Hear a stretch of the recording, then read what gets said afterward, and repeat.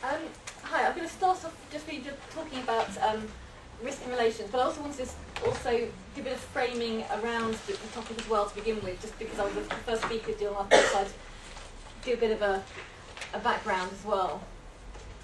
So really within this paper, because after writing risky relations, there was a period where I just couldn't really think about kinship and genetics for a while actually, and I really wanted to recently been revisiting the area, really looking at our data again and seeing how we can look at it differently, and also pooling our data sets. In Cardiff we've got an awful lot of interview and observational data looking at family, kinship, genetics, and so we're looking at it, I suppose, as more widely as a group, looking how we can frame it slightly differently and look at different things within it.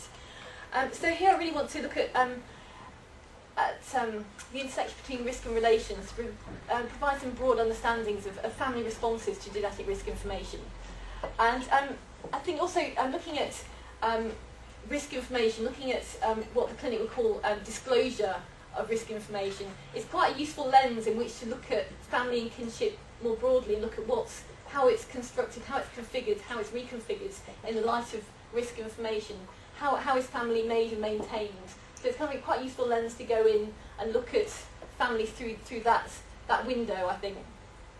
So I want to use the disclosure of risk information, how they describe that, how they perform that, to really illustrate how families are not only constituted by the relations that they actively maintain, but also by the silences and suppressed relations within kin. How is kinship formed in the context of genetic risk information?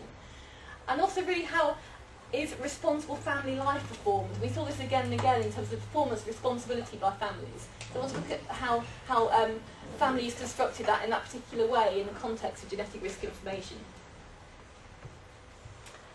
And just to set the scene really, I mean we all know, I'm not in this room, how really genetic technologies are playing an increasingly important role in contemporary medicine. We have had for a long time the specialist genetic services, but I think we're starting to see these genetic technologies of risk assessments moving out of the specialist clinic into more general clinical areas. For example, polygenic conditions or complex polygenic conditions, for example, psychiatry, cardiology, those sorts of specialisms are increasingly, and neurology as well, increasingly using genetic technologies.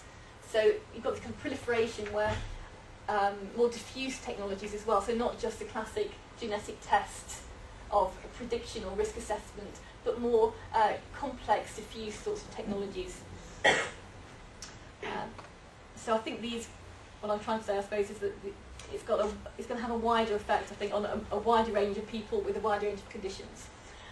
As we know, kinship has been a traditional topic for sociology and anthropology, but it was a while back seen as really a relic of a bygone age, and the American tradition of family studies really seemed to have very little impact apart from in the United States.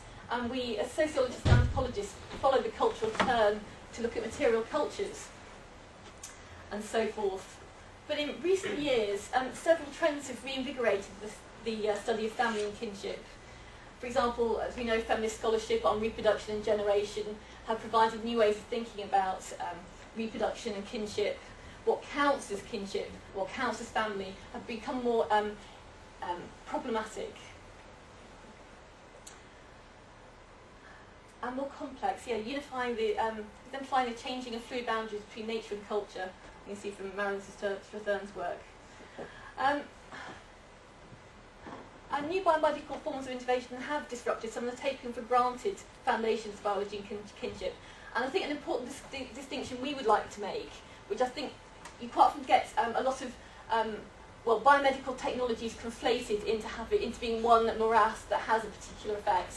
And I think it's very important to distinguish between the innovations of new reproductive technologies, which do destabilise the taken for granted relations between kinship, family, and reproduction, as many have written about.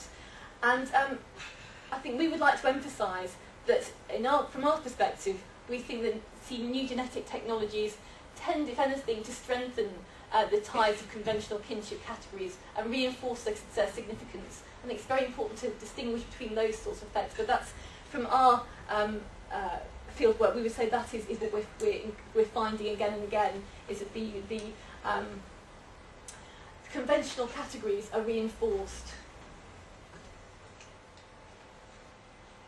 But of course, the social understandings of biological basis of inheritance isn't entirely novel. It wasn't invented by the sequencing of the human genome. For centuries we've had breeding of livestock using